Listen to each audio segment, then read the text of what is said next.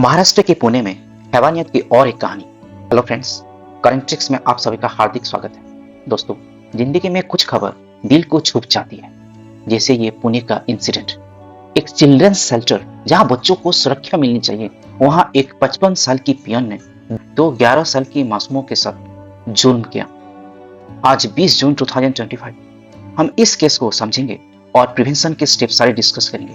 चलिए इस सफर को शुरू करते हैं और हमारे बच्चों को एक सुरक्षित भविष्य प्रदान करते हैं।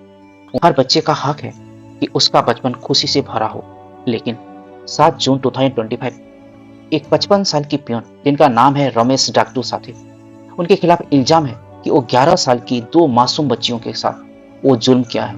ये घटना पुणे महाराष्ट्र से है और ये विक्टिम उनके हाथ को, हाँ दोस्तों, 11 साल की बच्चियों के हाथ को बांध लिया, मुंह पे कपड़ा रख दिया और उनको जान से मारने की धमकी भी दे दी अगर वो खामोश ना रहे। मगर उनकी हिम्मत जुटा के शेल्टर होम्स के मैनेजमेंट को बताए, तब जाके ये कहानी उजागर हुआ और वो मुजरिम अभी सलाखों के पीछे है। दोस्तों, आरोपी के बारे में और डिटेल समझते हैं। इसका उम्र 55 साल है। ऑक्यूपेशन उसका है peon at children's shelters in Pune Maharashtra. क्या काम किया है, क्या घिनौना काम किया है। Allegedly committed the assault on 7 June 2025 using physical restraint. वो अपना शारीरिक बल बच्चों के खिलाफ इस्तेमाल करके, उनको थ्रेटन करके, उनको डरा के, धमका के चुप करा दिया। करंटली उसका करंट स्टेटस है arrested under police investigation as confirmed by deputy commissioner police Himmat Yadav जी जो डेप्यूटी कमिश्नर हैं, वो ये केस को कंफर्म किए हैं कि वो एक्यूज्ड आरोपी अभी सलाखों के पीछे अरेस्टेड। उनका बचपन जो खेल कूद और सपनों से भरा होना चाहिए था, एक दर्दनाक याद बन गया। ये इंसिडेंट 7 जून 2025 को हुआ और जब बच्चों ने शेल्टर मैनेजमेंट को बताया, तब जाके एक्शन लिया गया। ये बच्चे अब साइकोलॉजिकल ट्रॉमा से गुजर रहे हैं और उन्हें काउंसलिंग की जरूरत है। सुप्रीम कोर्ट के रूल्स के हिसाब से उनकी आइडेंटिटी सेफ है। Police response and investigation. जब जुल्म होता है तो न्याय की उम्मीद एक रोशनी की तरह होती है। पुणे पुलिस ने तुरंत एक्शन लिया। रमेश साथी को अरेस्ट किया गया और डीसीपी हिम्मत यादव इस केस का इन्वेस्टिगेशन कर रहे हैं। इनके खिलाफ लीगल चार्जेस पॉक्सो के अंतर्गत होगा। बच्चों के खिलाफ क्राइम्स के लिए स्ट्रिक्ट लॉज है। पुलिस के लिए एक कदम हमें याद दिलाता है कि जस्टिस के लिए लड़ना जरूरी है, लेकिन प्रिवेंशन भी उतना इंपॉर्टेंट है, अहम है। Context of child sexual abuse in India. इसका कुछ स्टैटिस्टिक देखते हैं दोस्तों। ये स्टैटिस्टिक बहुत डिस्टर्बिंग है। Over 47,000 cases of crimes against children were reported officially in the year 2022. NCRB के डेटा है, लेटेस्ट अवेलेबल 2022 के। Over 47,000 cases. हाँ दोस्तों, सोच के देखिए वनरेबल सेटिंग्स क्या क्या है जहां ये घटना ज्यादातर हो रही है, बच्चों का शिकार ज्यादातर हो पा रही है। चिल्ड्रंस शेल्टर, स्कूल्स भी, घर भी। ऐसा कोई जगह नहीं है जहां बच्चों के खिलाफ आज की दुनिया में, आज की डेट में क्राइम ना हो रहा हो। करंट सेफगार्ड्स इन शेल्टर्स। हर शेल्टर एक सेफ हैवन होना चाहिए, लेकिन क्या हम वहां के सेफगार्ड्स को सीरियसली लेते हैं? कोई शेल्टर्स में सीसीटीवी कैमरास नहीं है, बैकग्राउंड चेक्स नहीं होते, चाइल्ड प्रोटेक्शन का पॉलिसी को ढंग से फॉलो नहीं किया जाता, लेकिन इंप्लीमेंटेशन की भी कमी देखने के लिए मिला है। Inconsistent staff training, lack of regular audit, inadequate reporting mechanism, ये सारी चीजें देखने के लिए मिले। पुणे का केस के इनसाइट क्या है? The incident suggest lapses in supervision. इसका कमी है।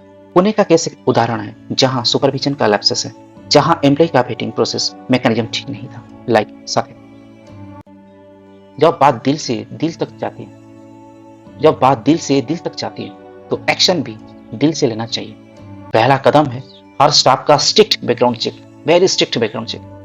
रमेश साथी जैसे लोग शेल्टर्स में काम ना कर पाए, इसलिए कोई क्रिमिनल हिस्ट्री और रेफरेंसेस चेक करना बहुत ही जरूरी है। हाँ दोस्तों, prevents hiring individuals with prior offenses as potentially missed in Sathi's case. किसी भी कैंडिडेट का सिलेक्शन इसके एंटीसीडेंट बिना चेक किए नहीं होना चाहिए। This will be a potential मिसअप।